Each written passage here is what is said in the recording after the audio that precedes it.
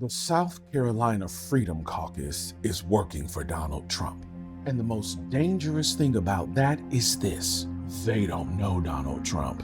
They don't know the people of South Carolina, and they do not know Washington, D.C.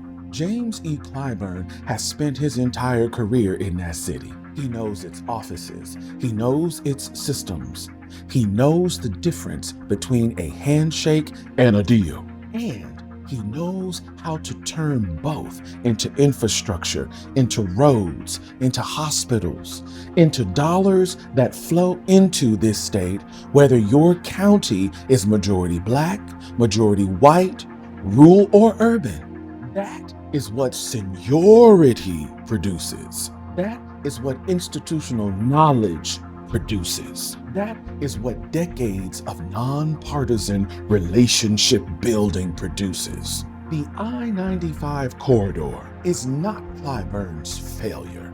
That corridor is the deliberate result of a state general assembly that has never submitted a serious plan for federal investment in those communities. If the state brought Mr. Clyburn a real plan they were ready to help fund, he would go to Washington and fight for the money. The state has never brought the plan because those communities along I-95 are majority black. Now understand what happens next if they succeed.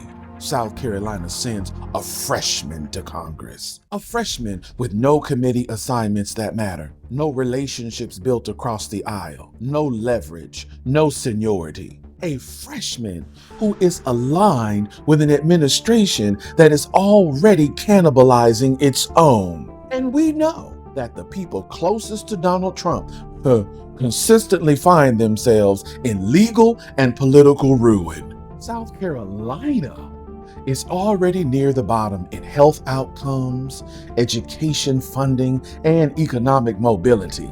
We have been climbing slowly, painfully, but climbing, in part because we have someone in Washington who knows how to open doors that most people don't even know exist. To replace that with a partisan freshman who serves at the pleasure of a movement that does not serve this state is not conservatism.